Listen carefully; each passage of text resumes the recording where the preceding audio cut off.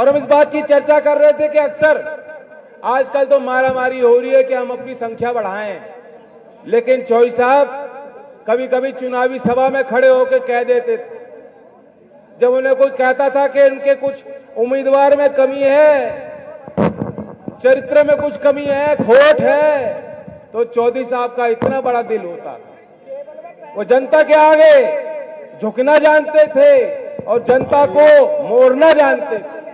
लेकिन आज जो सत्ता में बैठे हैं, अब वक्त आ गया कि आप ऐसा वोट करो कि इनका अहंकार आप तोड़ सकते हो। अभी मैं देख रहा था योगी जी का बयान, कहते हैं मैं इन्हें 2 लड़के साथ आए हैं दंगा करने। चौधरी चरण सिंह की मैं उनका नाती हूं, इस क्षेत्र ने मुझे जाना है, बहुत करीब से आपने देखा ये मथुरा का क्षेत्र, आप जानते हो घर घर में आपके रिश्ते और संबंध हैं। मैं 5 साल वहां सांसद रहा, कोई एक आदमी आपके बीच ये नहीं कह सकता कि मैंने घर में झगड़ा कराया हो या मैंने उनके झूठ बोला हो।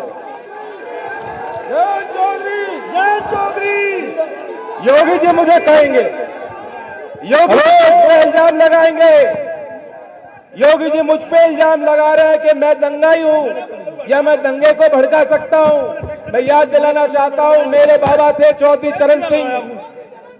1970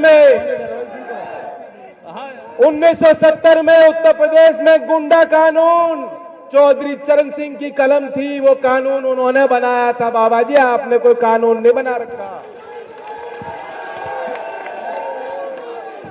और योगी बाबा जो कह रहे हैं कि इनकी गर्मी निकाल दूंगा और मई जून में शिमला जैसी ठंड हो जाएगी, मुझे लग रहा है कि पिछले हफ्ते जो एक शीत लहर आई थी, इनका माथा बहुत बड़ा है, इन्हीं को ठंड लग गई है। ऐसा भर भर के वोट दो, ईवीएम की मशीन को ऐसा भर के दो, नलके के बटन, हैंडपंप के बटन को ऐसा दबाओ कि भारतीय जनता पार्टी की जो चर्बी चढ़ रही है, सारे नेताओं की चर्बी उतार दो आप। और ये मैं आपको वादा करता हूं, गोरई एक क्षेत्र का केंद्र बिंदु है। मैं सोच समझ के वादा करता हूं, यूं ही नहीं करता। ये कोई असाधारण काम नहीं है सरकार के लिए।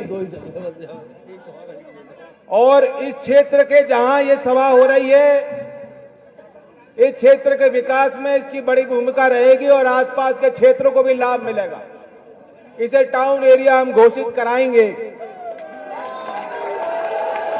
मैं ये भी कहना चाहता हूं कि जो उद्योग की बात हुई थी, मुझे अलीगढ़ क्षेत्र के कुछ किसानों ने चिट्ठी लिखकर बताया, यहां बड़ी पुरानी मांग चल रही है।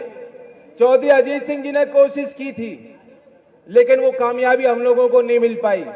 वो यहां गन्ने का उत्पादन एक समय पर होता था और ये मांग थी कि चीनी की मिल यहां कहीं ना कहीं बननी चाहिए। बात है कि नहीं, व्यवहारिक है।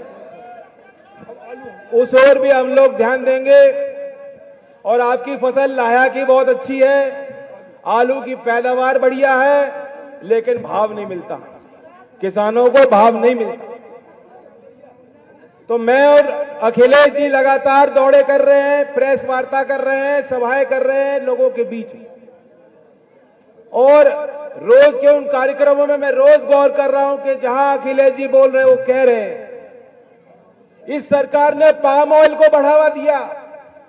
11,000 करोड़ का नया मिशन मोदी जी ने फीता काटा है कि हम पाम ऑयल की खेती कराना चाहते हैं। अगर पाम ऑयल की खेती को सरकार बढ़ावा देगी तो लाया कि आपकी फसल को क्या भाव मिल जाएगा। सरसों के तेल को बढ़ाइए, जो राशन की व्यवस्था है, जो पीडीएस की व्यवस्था है, लोकदल तो पहले ही कह चुका है और समाजवादी पार्टी के घोषणा पत्र में भी शामिल हुआ कि हम जहां संभव हो, जहां उत्पादन का केंद्र हो, आलू को भी राशन में जोड़ेंगे और सरसों का तेल भी जो गरीब राशन को दिया जा सकता है।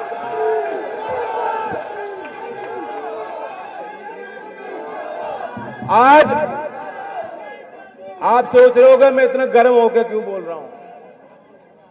क्योंकि हमें भूलना नहीं चाहिए, बहुत संघर्ष करके यहां तक हम पहुंचे हैं। आज एक खास दिन है।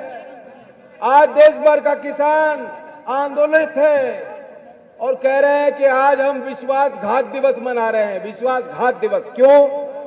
13 महीने आंदोलन चला, 700 से ज्यादा लोग शहीद हुए, लखीमपुर में गाड़ियां रौंद के चली गई।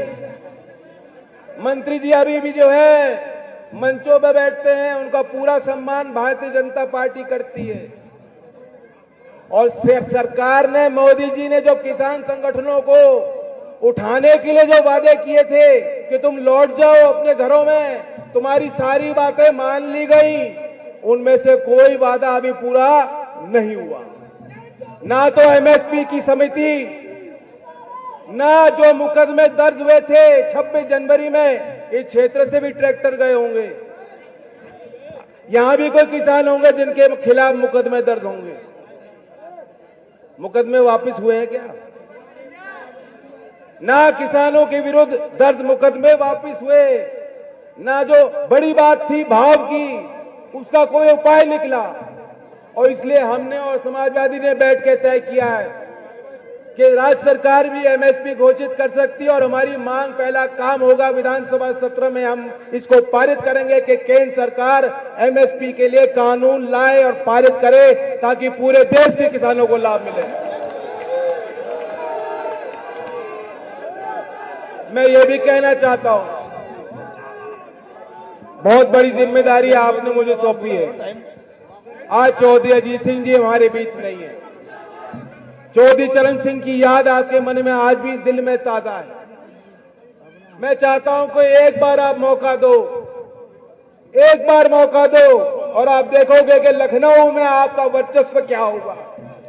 आपके आगे सरकार झुकेगी, किसान की सरकार बनेगी। जिंदाबाद। तो पूरा आशीर्वाद देना 10 तारीख को। अगर आप मुझे ताकत देना चाहते हो तो वीरपाल को अपनी वोट, परिवार वालों की वोट, मोहल्ले की वोट, सारी वोट इनके फेवर में देके मुझे मजबूती देना, आशीर्वाद देना। धन्यवाद। जय हिंद, जय भारत। जय चौधरी, जय चौधरी।